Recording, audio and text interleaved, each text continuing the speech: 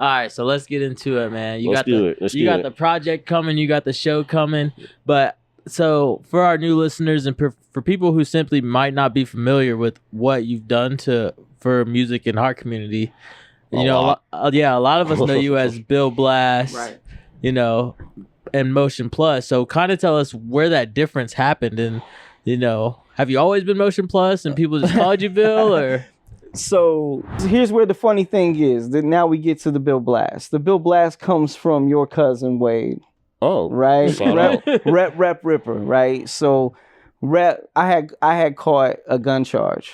Who those cats that be in those streets? I'm not sure, but I just went ahead and reached out to Fro and sent it to him. Like, hey, I did this song over one of your beats. Can I send it to you? He was like, yeah. So he gave me the email. And like, I might be exaggerating, but I feel like in my mind, in real time, it was like he listened to it. And I was just like, am I being too preachy? Right? Right. Am I just, the hip hop in the industry, the industry that, right? The industry rule number 4080, record company people are shady, right? Yeah. It's been said a lot.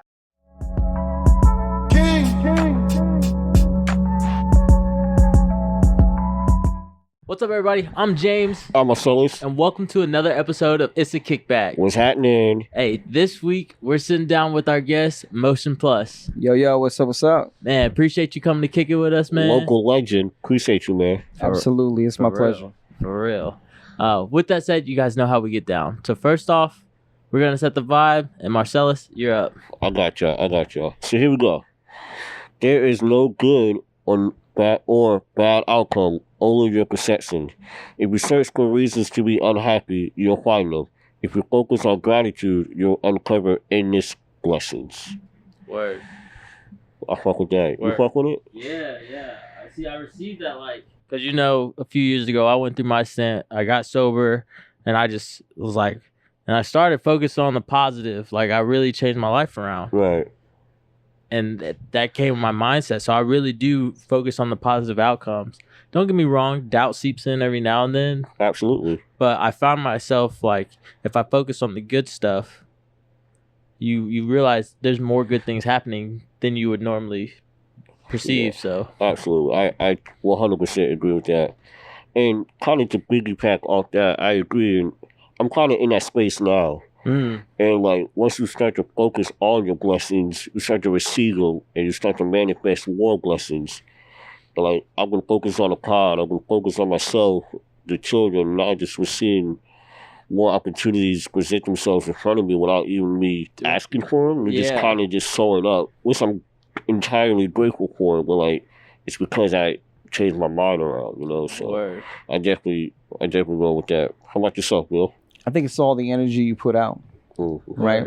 Put out good energy comes back to you. And it really is all about a perception, how you see things.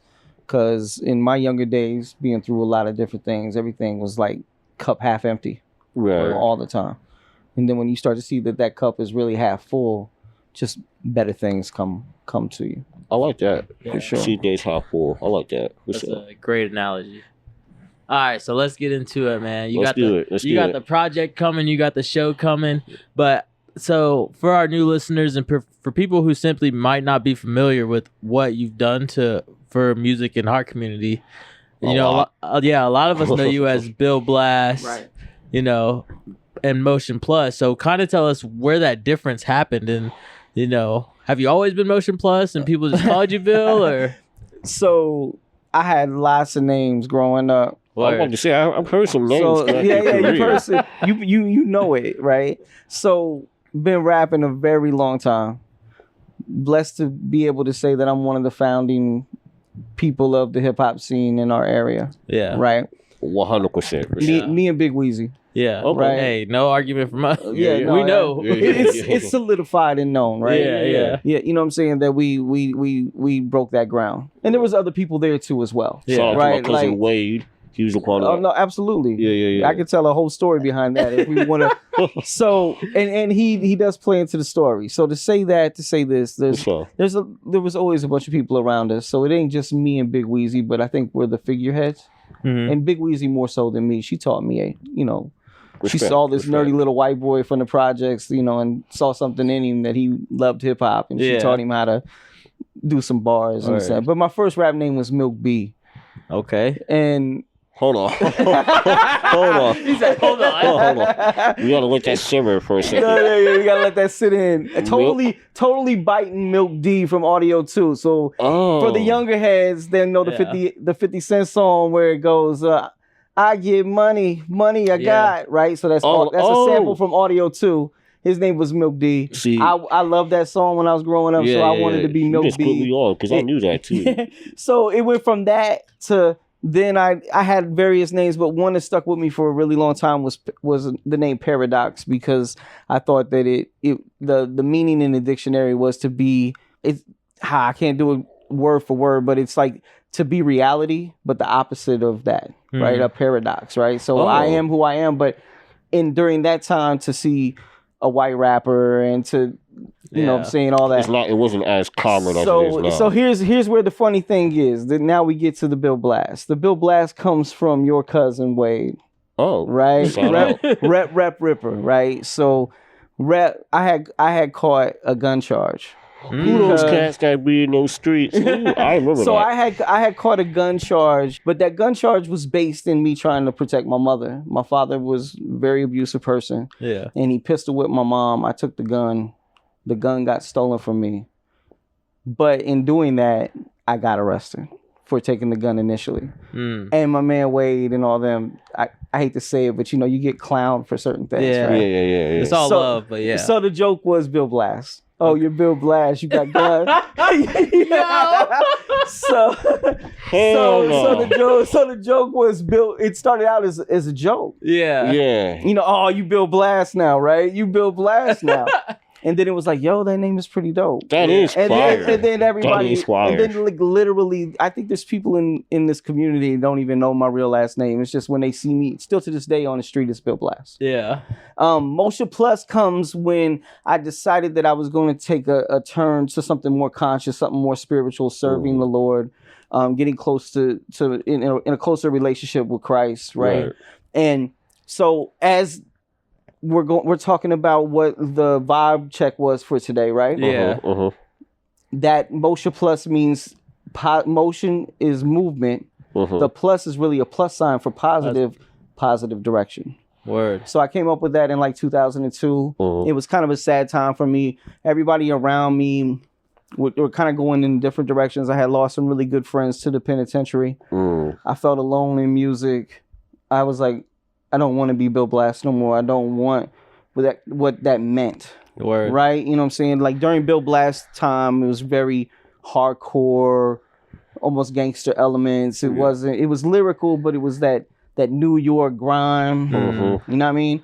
And I wanted to do something that was more meaningful, more positive. So I came up with the MotionPlus. So locally, everybody still knows me as Bill Blast. Yeah. People in the know that still followed me and still messed with me, they knew the MotionPlus, but have been MotionPlus on a national level since like 2002.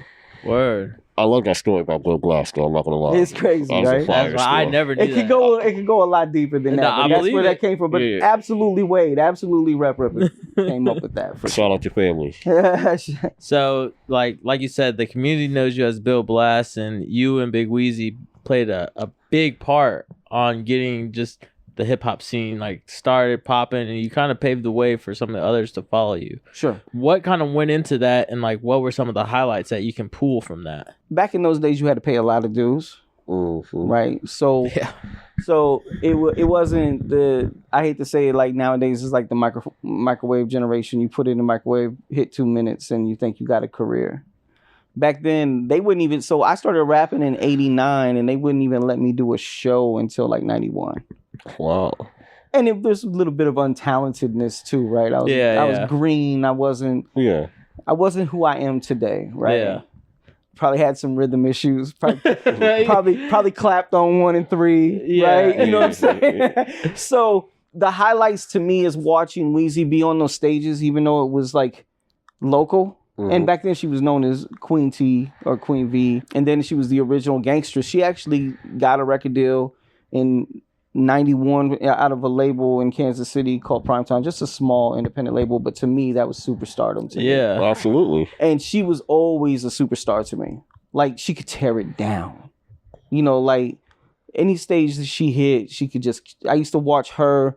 It'd be my man Knowledge, you know, DJ Dammit Man. Yeah. My man Kaney, he was like the background dancers for them, and I used to just watch them in awe. Like, I just want to do this. Yeah. I just want to do this. And then she took me under her wing. She taught me bars. She taught me how to, you know, to rock. Yeah. And along the way, man, we started to get into the studio, started to make music, and then started to like, okay, we're gonna start doing shows here ourselves. Besides like the putting on the hit shows that used to happen in the projects. That was the best summer stuff, right? We rock all those shows and those moments just leading up to like Nod Squad. I think Nod Squad was like the pinnacle before we all kind of splintered off and started doing, which was 2000. And rest in peace to Big Main, like Big Faces and all that stuff had came out, and it was like a local hit, like selling out at Sam Goody. Like they was putting it on consignment. Sam Goody. Yeah, that's throwback, right? Yeah. Music Land and Sam Goody, and we were really like selling it out. Like they were selling it out, right? And so I feel like those times were magical because it felt like we were really doing something special. Mm-hmm. It was nothing compared to what I ended up kind of doing, but it laid the groundwork of there's just something about something feeling brand new. Yeah. And everything was brand new then. Yeah. It was unpaved trails. Yeah. You know what I'm saying? So it's hard to pinpoint all that type of stuff, but a lot of great shows, tearing down the Gus Mackers, you know, just being able to like really set the stage for a local scene here. Yeah. Man, you know what I'm saying? You speaking all that, just brings me back to a time to where like there was no internet, like you just had everything was word of mouth. Word of mouth. Straight. It was straight grassroots. So like you couldn't get more grassroots than what we was doing. We would literally like have a cassette player and we were like pressing up our own tapes and going out someplace to photocopy the cassette covers. Dang. You know, like it was a big deal when in 2000, I guess it would have been late 2001, right before I talked about that change. Yeah. I myself and another dude named Blaze, we put out a record called Contamination Volume 1, and it was like a compilation of everybody around here and a couple St. Louis artists, like bits and pieces from St. Louis at the time. Rest in peace, Cat and John Davis and them. And we put that out, and that did really, really, really well for us. And that was the first project besides like Wheezy's. I can't remember what the name of that record was. Wheezy, forgive me. But Things Have Changed or something like that. I can't remember. But to press it up and go through disc makers and actually have like all those CDs, it just felt like, man, it was like we really felt like we were becoming an independent label and doing all that stuff. So that was pretty cool. You were definitely, just from listening, it sounds like that's the direction you were kind of leading into. That's all we ever wanted to do was music. Yeah, for sure. What are some of the lessons you take from that time? Are there any that you utilize from that time that you use today? That's a great question. I think perseverance. Word. You know, like you just it just following the path. I mean, you can't be my age and still be doing this and not, you know, most people hung it up. Yeah. But back then it was like, it wasn't easy. Like nobody took you seriously. Mm-hmm. You know, like once they heard the music and saw the movements that you were making. Yeah. But nobody, you know, getting past the stigmatism of you're from here. Yeah. Mm-hmm. And you just got to persevere. You got to power through it. Things don't go well. Record contracts aren't always great. All those things, I think that I hold those. It's so crazy because, you know, we can get caught up in nostalgia real easy. Yeah.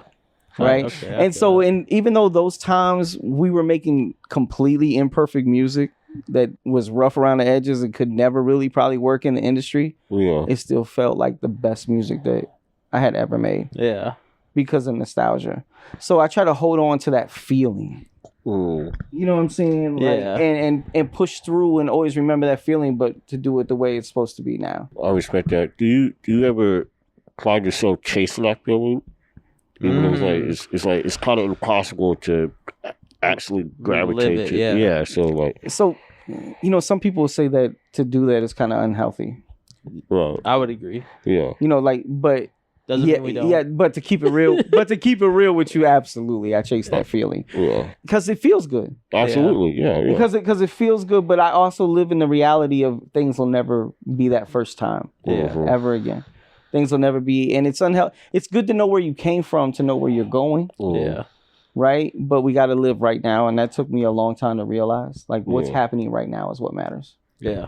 Amen to that. You know, but yes, do I chase that feeling? Yes. It's the same reason why I'll crack open a comic book from back when I was a kid, or I'll watch Beat Street, or I'll watch, one of them old nostalgic movies, because I can feel it. You know, you can sometimes even smell what it smells. It's as weird as it sounds. It's like that good meal that you remember, your grandmother making you. Yeah. Or whatever, you know what I'm saying? So, word. With that, so with you being so involved early on, especially in this scene specifically, before we go to your national and international, I just want to say, what are some of the differences from when you were kind of steamrolling it to where you see the scene now? Well, see, there was different times, right? So you got the big Wheezy and me time, and we had things popping and things were moving, and then there was a dead time, and then there was that 2000. So I got my first record deal in 2004,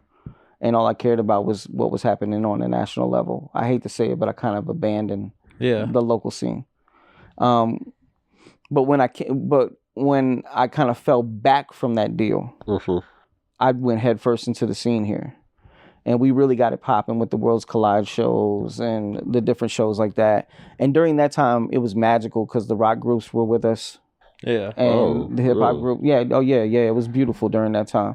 And I think that was probably the best time, from my understanding, being a musical historian of around here since the Mickey Free time, Smokehouse time, when Mickey Free was with Smokehouse, and they had a great pop in local scene then too. Yeah.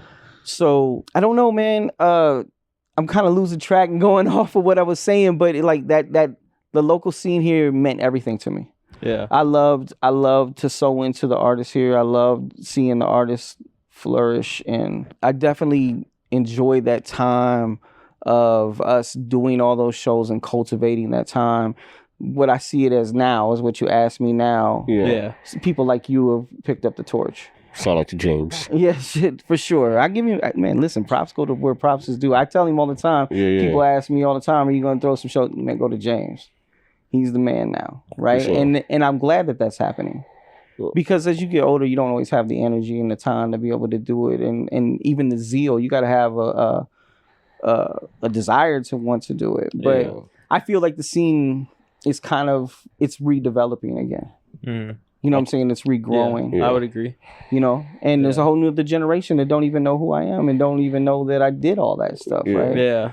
But in some ways, I'm kind of cool with that, though. No, but I'll say this: you came to Spook Fest, not 24, but 2023, and last year's, yeah, and you shouted out. You wanted to speak with one of the artists, Nobody Narco, who goes by Kratom now. When he found out that I was doing the show the 31st, he was like, "Yo, that's the dude you introduced me to." It was so dope because he's someone that actually understood my artistry, and I was like, "You have no idea, the knowledge that he has," because I doubled down on it that night. You're like, who is that? I was like, I'm gonna send him to you. Right. But he was super appreciative, and he actually did some digging himself to figure out who you were, who I was. So I was like, okay, now it's starting to connect.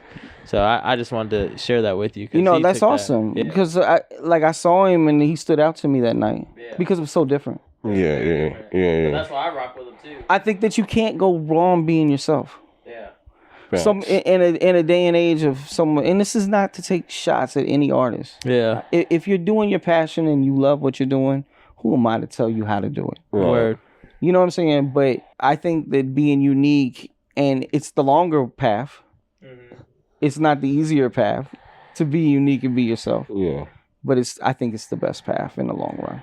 It's more fulfilling. You spoke on a dead time earlier. What got you through that dead time, and what was the thing that brought you back to your passion, which is music and rapping again? So the dead time was just the music industry is crazy. Yeah. I could, we ain't got the time to talk. to completely go through the history of it all. But let's just say if you don't have your business together in this industry, it's going to eat you alive. For sure. And if you don't have management together, it'll eat you alive. And if you don't, and I was one of those people that it ate alive. Okay. And when you're messing with somebody's dream, it can cause depression. Yeah. It can cause sadness. It can cause you to feel like you just want to give up. Yeah. And I was in those places. For sure. But I never stopped rapping because it is who I am. Right? But there's definitely been a couple times where I was like, I'm done with this. Yeah. Because I can't handle it emotionally. And it's sad that you get yourself in a place like that, but as an artist and a creative, I think we're all sensitive. We just don't like to admit it. We put on armor. Yeah. And you kind of have to, in a sense. Like you have to have tough skin. Yeah. Yeah. I had somebody ask me the other day, what'd you think of this? And I was like, you could do better. He was like, oh. It probably crushed you. Yeah. I should probably follow up with him. But I don't. You know, like he said you crushed him. Damn, hold on. I gotta text him right now. Hold on. Listen.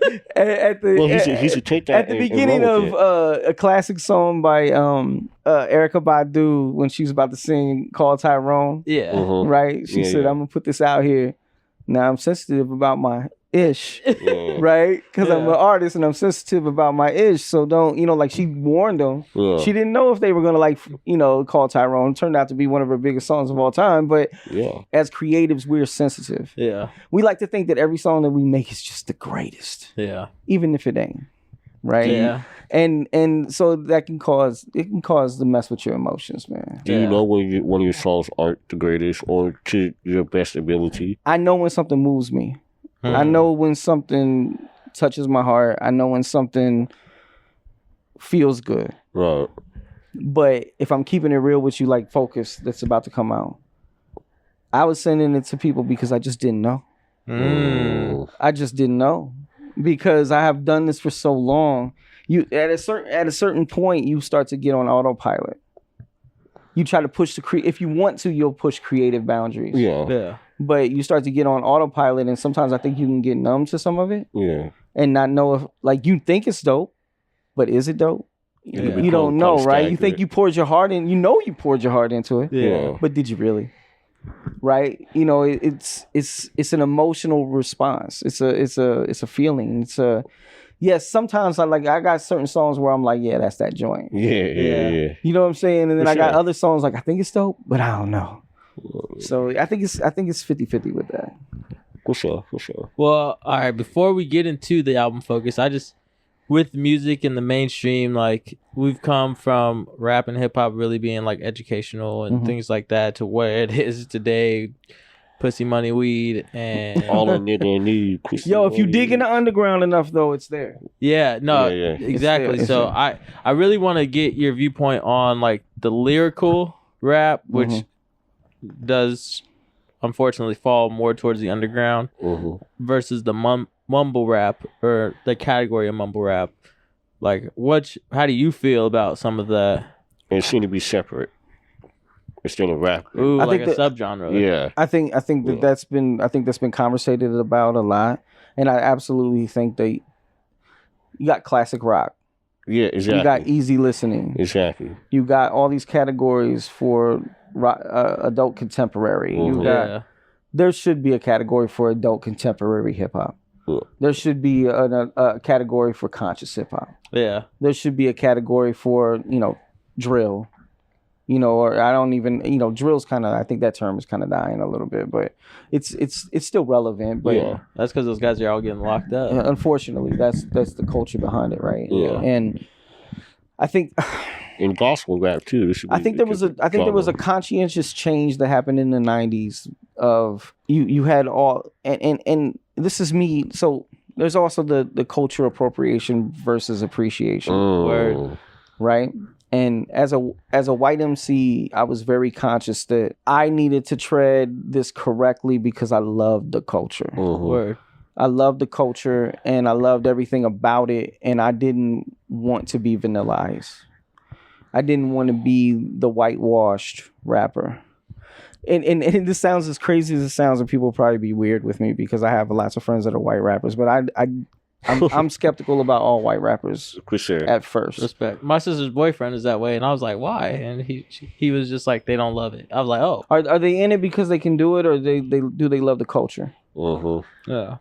Did you ever, Yeah. Did you do your research? Do you know your history? Do you know those things really mattered to me back then? Yeah. And that's the difference between, I think, mumble rap. I hate calling it mumble rap because to some people that's their art, right? Yeah. But people who don't put all into their stuff and they're just in it for that's the equivalent of 1980s glam rock, right? It's the glam and glitz, it's the excess and all that, and they're not really in it for what the musicians were in rock for, like the great musicians that were in it for the craft. They're just in it to get the girls, wear their spandex, put on some blush and have a good time, sniff some cocaine. That's funny because that's what the Mola rappers are doing. No, that's exactly. Yeah. And look what happened. Nirvana came and destroyed a whole genre with Smells Like Teen Spirit. And I feel like that's kind of happening with hip hop right now. I saw a reel out of nowhere on the gram that literally like boom bap rap is back. Here's how you make it. Like they're starting to do this now. Yeah. It's trending.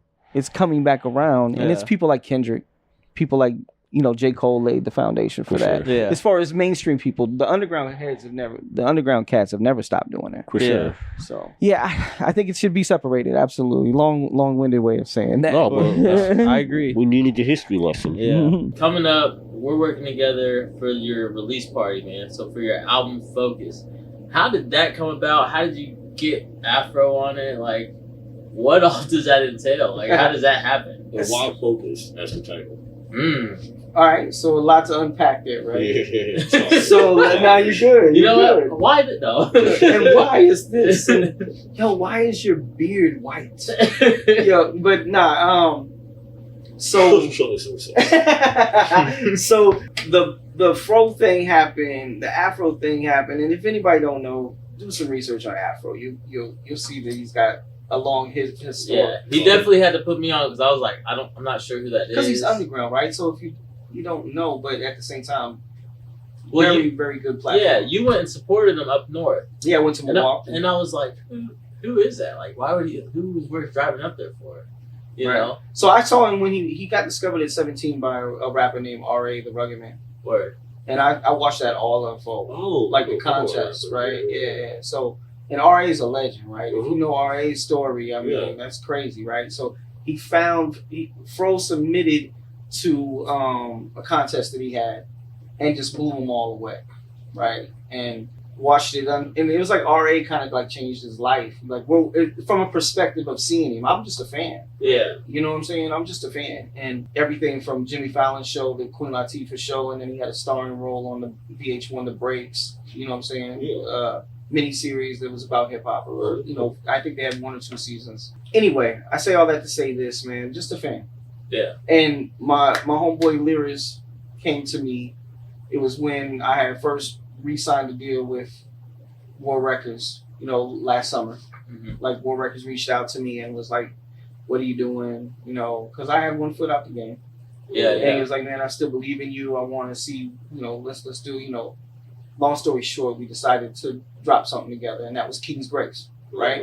But my man Lyris, I didn't have King's Grace at the time, right? So my man Lyris is a local MC here that has a lot of history here as well. Brought me a beat, and he was like, yo, I bought this beat from Afro during the pandemic.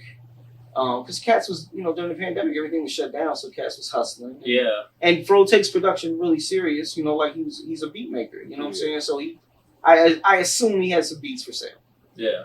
Lyris had this beat, and he was like, yo, I think this could be a dope intro for you if you're working on an album. It's produced by Afro, and he knew I was an Afro fan. Yeah. I was like, and I heard it, and I was like, yo, that ain't no intro, that's a joint. Yeah. you know what I'm saying? I'm like, that's a joint. And we don't want to play with that. So I wrote it I think the next day after he gave it to me. And then I started to work scratches out, and I went to my man Cameron, DJ, Wade Willspin. Yeah. And I went to Cameron, and I was like, yo, let's cut these up. And it just was magical. It just happened, right? Everything fell in place the way it was supposed to. Long story short, I get it mixed down. I get it all together. And I tell my man Lyrics, yo, reach out to Fro, make sure he knows that I, got the beat or whatever. Mm-hmm. And I don't know if he did or didn't. I'm not sure. But I just went ahead and reached out to Fro and sent it to him. Like, hey, I did this song over one of your beats. Can I send it to you? He was like, yeah. So he gave me the email. And like, I might be exaggerating, but I feel like in my mind, in real time, it was like he listened to it. And then he was like, yo. And it was like a bunch of fire emojis. Yeah. And then it was like 10 or 20 minutes later, he was like, man, the scratches, your voice, everything, this is dope. And then it was like, maybe a little bit later on that day, he was like, yo, if you do a video to this or you got any visuals or whatever, let me know, man, and make me a collaborator. I want to see this get some traction. Word. That's so dope. Yeah. Bro, this dude heart instantly. Yeah. Like, this dude is one of the best people I've ever met in the industry. And he doesn't have to do that. He doesn't have to share his platform with anybody. Yeah. What's he got on? I think his Instagram was like 190K. Yeah. Right? It's significant amount, right? It's up there. His YouTube is 100K. His engagement's really good. I went and did the calculator and all. His engagement's really good. Yeah, I know you know. Yeah. Yeah. He changed my life. Because I didn't even care about Instagram up to that point. Yeah, I was still old school hanging out on Facebook. Yeah. Right? You know what I'm saying? I had an Instagram since it started, but I didn't really use it. I think I had like 900 followers or something. But like you said, you was 1 foot out the door. Yeah. No, I didn't care, right? And so, but in when he was like, yeah, if you do this, and it's like, I was like, this is dope. And then I think it was like maybe a week or two later, he was like, yo, would you be down to get on my Posse Cut 3 that I'm working on, the joint with all like 80 MCs, right? Yeah. And I was like, no question. You ain't even got to ask me. Yeah. And the relationship just started to flourish. And I know I'm one that doesn't bother people. I don't like to reach out. I'm a terrible builder. I don't build with people. But we started to build. We started to talk. And I'm like, yo, you're coming to Milwaukee. Man, I think I'll be down to come. If you're cool, I'd like to come up and build with you. Totally cool. We ended up kicking it the whole day or the whole time. Yeah. And then I had got a suspect hotel. It was not a good hotel that I was going to stay at. And I was like, he would literally, like, I was like, man, I think I'm going to drive to Downers Grove to my daughter's house, And he was like, yo, if, you don't mind sleeping on the couch, you can stay at the Airbnb. And, man, we kicked it the whole night. I ended up shooting a video for him, and there was that's fire. There was chemistry there. Yeah. Like, we like the same hip hop. First of all, we're both DJ Premier heads. Yeah. Right? And he's been blessed to work with DJ Premier, and so, like, I wanted to hear those stories. Yeah. DJ Premier is my favorite, producer of all time. Yeah. He's, and so picking his brain, talking to him, and it just, it just ended up, we're going to do an EP together. And then that EP turned into an album. You know what I mean? And then next thing I know, I'm on his release, Bad and the Ugly, with Stu Bangers. Yeah. And then I think at this point, I don't know if he watches this, he probably know. I think we're probably 10 in on just various projects that he has. Yeah. I'm working very closely with him. So that's what's up. Completely a blessing. I would say we're friends now. Yeah. Everything it's just, he's talented. He obviously sees something in this old guy here. Yeah. You know what I mean? And it just works. And I'm completely blessed by it, man. So here we are with Focus now, right? From King's Graves to Focus. And how'd you come up with the title? Yep, I got it. Loaded question. So, the funny thing is, I wanted to call the album "Fresher Course" instead of a refresher course, a fresher course, a fresher direction. Yeah, right. And he liked that title too, but as I started to make the album, it didn't feel right. The album started to take some deeper turns and some different directions. And I was just like, Focus is just me coming back to the music and putting all attention onto it. Yeah. And focus on the art, focus on the craft, focus on the content, focus on we find ourselves so unfocused today. Mm-hmm. Right? And and then also a deeper meaning, focusing on God, focusing on his purpose, focusing on what he wants me to be doing. For sure. You know what I'm saying? Yeah, absolutely. Because the pen game is crazy. So I like that you took that turn with the title and stuff like that. Yeah, and Fresh, of course, like Fro was like, oh, that reminds me of some J5, like some Jurassic 5 stuff. Yeah. But I feel like for the Fresh, of course, it would have to be a more up tempo feeling album. Absolutely. Like more, it is very traditional hip hop. Yeah. But I just feel like a spring summer feel, like right, and maybe in the future that'll be a title for something. Yeah, you know, so I don't hate it. Don't steal copyright, trademark that. Okay, so I guess when it comes to this album focus, there's 14 tracks. You got King's Grace, you got SOS, and Time. Time will probably be out by the time this drops. So King's Grace is only going to be on the physicals because you know, obviously, because me and Fro were putting this out as a project together independently. Yeah. This is not coming out on War Records. Okay. And the reason why I did that is it's no shade towards War Records. Matter of fact, prayers to Man of War. He had a massive stroke. You know, so we had to kind of take a break on the War Records thing. But at the same time, in order for it to be a true collaboration, I couldn't have done it with a label that, you know, like Syntax Creative that puts out War Records is one of the biggest digital distribution companies in the country. Yeah. But it's very restrictive in a sense. You know, like, would the splits been there correctly? You know, I didn't know what the legalities were going to be, being that Man of War was down with a stroke. Right? Yeah. So it was better for us to make it and it worked out perfect. I would rather do the business with Fro. Yeah. He poured his heart into it. You know, I want to do this with. I'm all in on Fro. Yeah. Right. And he's all in on. It feels like he's all in on with me. So it's better to do it like that and to lay it out as an independent.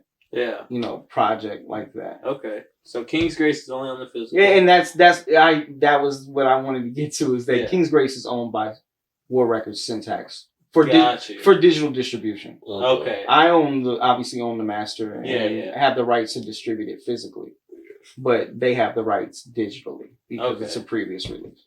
Okay, so then we got SOS, right, which is the single out right now. Yeah, and then Time's coming up. Tell us how you selected those singles. So SOS, man, is a weird story because I wasn't sure about that one. That's one of the, you know, how we were talking earlier about, you know, being sure if something's dope or not. Right. I knew it was. Fro kept saying, "Yo, it's like a cautionary tale. You know, it works and it'd be a dope single." And I was just like, "Am I being too preachy? Right? Right. Am I just, you know, the hip hop in the industry this, the industry that, right? Industry rule number 4080, record company people are shady, right? Yeah. You know, it's been said a lot, but I felt as it came together and the scratches were there and how it felt, and it's a totally different tempo than that's happening right now. Most people aren't rapping that to a 98 beat per minute. Everything's slow, hard, you know. It felt right. It felt right to be like, okay, yeah, this sets the tone for the record. Yeah. That's dope. I agree with that. I agree. That's dope. All right. Well, since Marcellus ain't gonna do that, I'm gonna keep going. Let's go. I wanted to get to my favorite track. Okay. But you was asking about Time. Yeah. Yes, Time is the next single coming out. That is my favorite beat from the project. Right. I think it's fire. Who did the beat? What? It's all Fro. Afro. Yeah. The Afro did the entire album. That's hard. Yeah. So and that was the first beat he sent me. Really? That was, well, you know, it was like a batch of three or four beats or whatever, and that was the first one to grab me.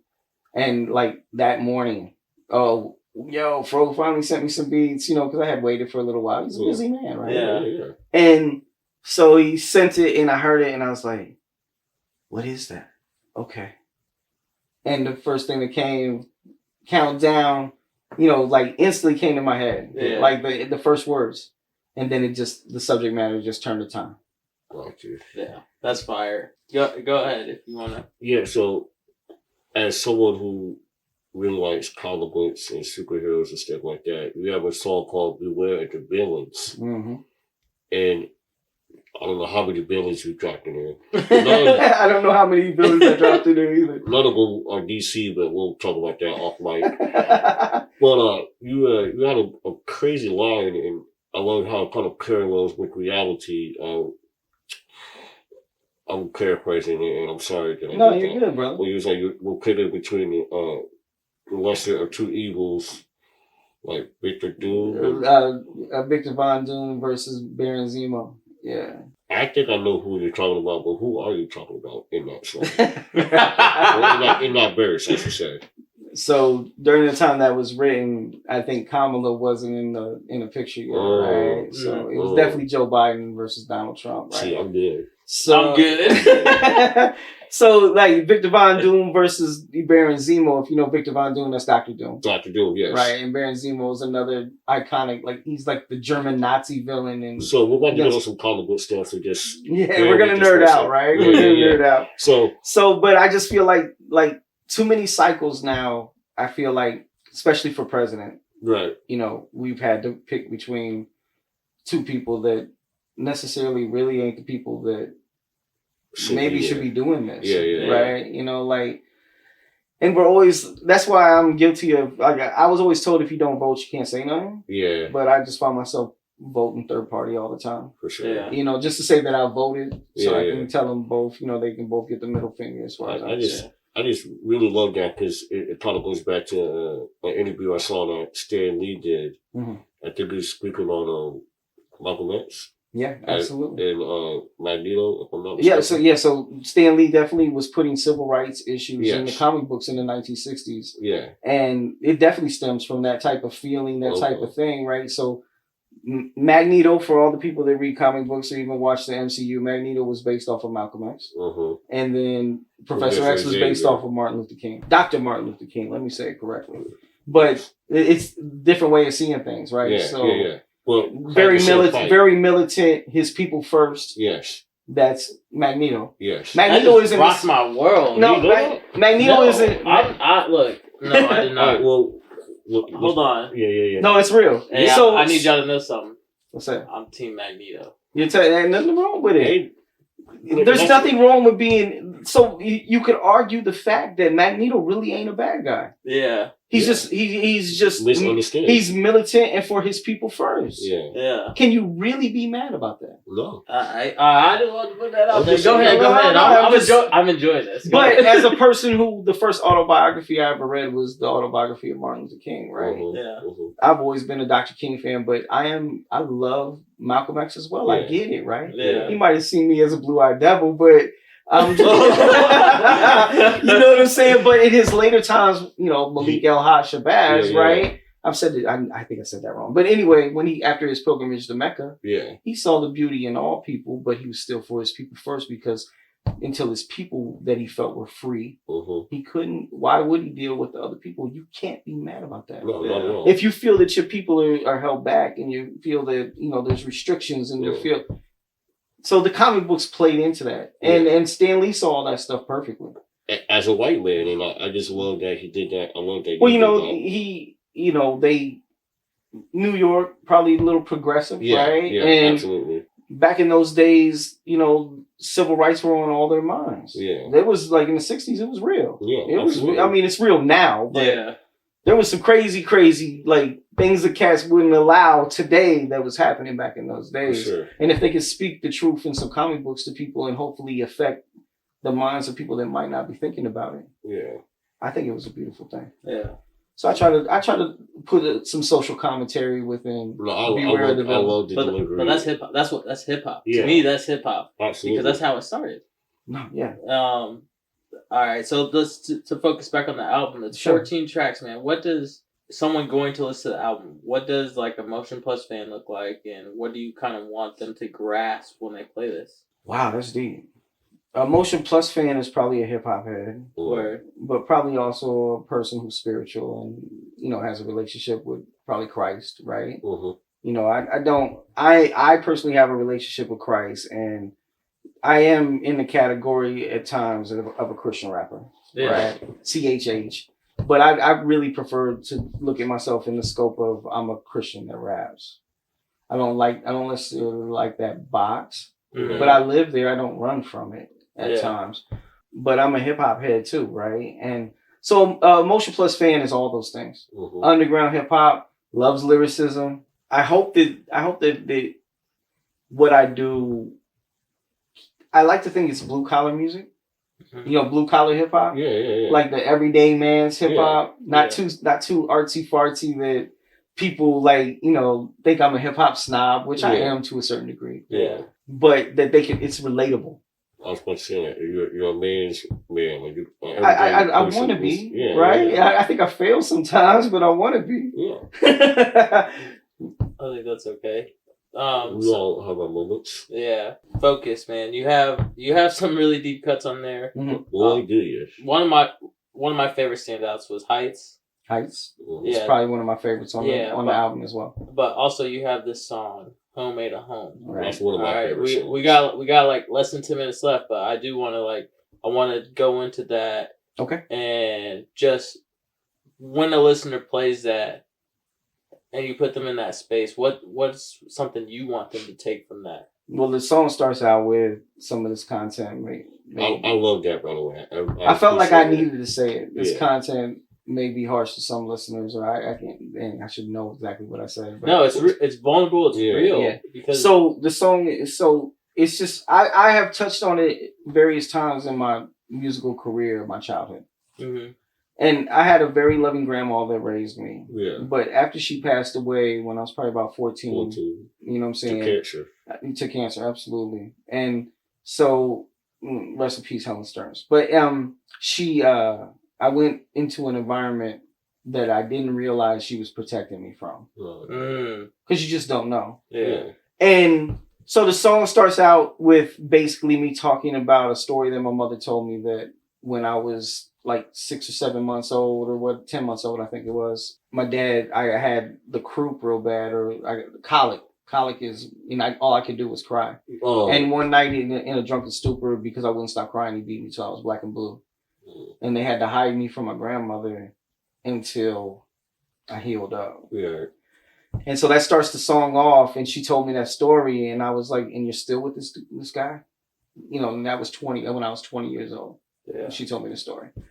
And so it's a very emotional song. It goes deep into my childhood. It goes deep into all the abuse I sustained and how it still affects me to this day. Oh, yeah. And it's brutal. It's not for everybody, probably. Yeah. I've had some people literally call me crying when they listen to it. Yeah. My own wife literally listened to it one time and then said she didn't want to ever listen to it again.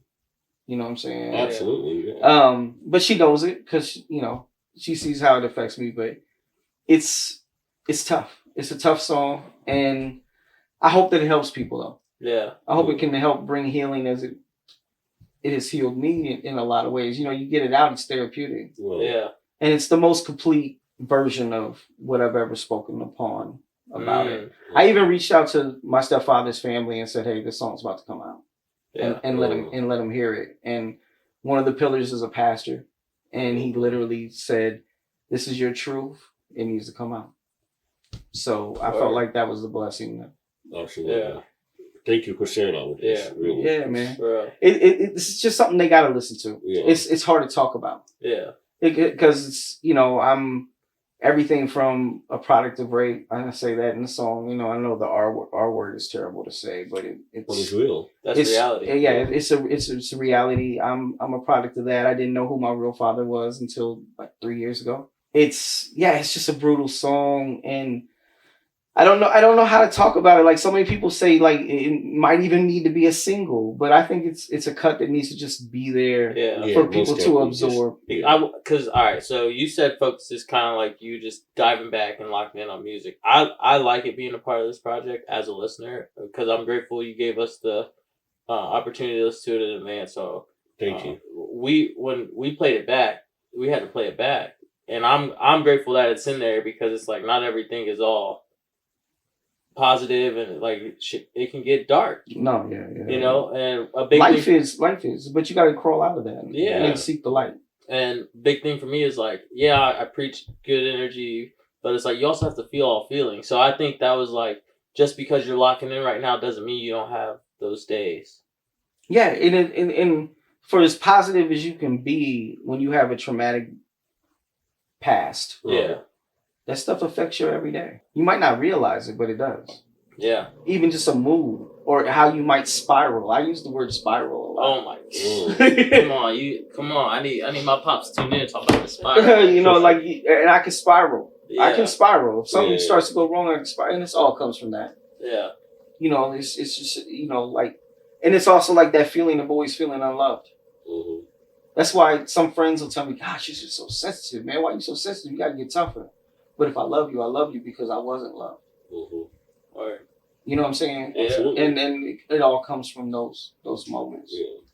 You know, and when you lose your grandmother to cancer and this and that, you know, like sometimes people don't understand it, but I say that she's the last older person above me that felt like that she really loved me. Yeah. I didn't feel love. I love my mom and I forgive her, but I don't feel love from my mom. Yeah. Never felt love from a father. Yeah. And it's easy to say that, oh, you never, no, I never really did. Yeah. So yeah, it can cause some really tough days. Absolutely. Mm-hmm. All right, so we got deep right there. Yeah, no, it fucked me up a little bit. I know. It fucked me up. But just for sure, yeah, no, for real. That's just, you're a human being at the end of the day, and I think a lot of people tend to forget that about people that are in entertainment. We're all just human beings at the end of the day. Some people are more scared to be open about things than some people guard themselves. Some people are very private. Some people are okay with saying it. Yeah. I'm okay with saying it. I've always kind of been the one to wear my heart on my sleeve. Yeah. To my detriment sometimes too. Yeah. It happens to the best of us. So, you know, we talked about the scene. We talked about the album a little bit. I want you to take a minute and just kind of tell the listeners what you want them to get from when they play the project. It'll be available everywhere January 31st. Yep, all streaming platforms have physicals too. Yeah, we're going to be at the Joker's Lounge January 31st. I hope you guys come stop by. Please, if you're in the Quincy area, come through. That'd be dope. Yeah. Sure. But yeah, kind of just leave a message about the project, and then leave a message for the artists in this area, things that they can look forward to. So, fourth full-length LP of my life, right, of my career. Yeah. Tons of EPs, but I think this one, every artist feels like this one is the one. This one is the special one. Yeah. This one is the special one. Oh, this is the one. Sure. This is the special one. If you follow my career, and you know, I got a lot of accolades for the Sound Protest series, and you know, a lot of people love No Expiration Date, but this truly is the one. I think I was blessed to have a sharp pen, blessed with the connection from Fro. Gave me the soundscape that matched what I do. I hope the listener just takes the journey with me. Yeah. Right? It's not commercial. It truly is hip hop. If you love that classic golden era boom bap feel, but with modern sensibilities, I don't think it feels dated. No. I don't think it feels dated at all. But yeah, man, I just want them to take the ride with me. Give it a listen. Give it a chance. It's totally different than what's on the radio right now. And, you know, just enjoy it, man, and share it with people because it's very organic, very grassroots. Right. With that said, I'm James. I'm Souls. And this was a Kickback. Peace.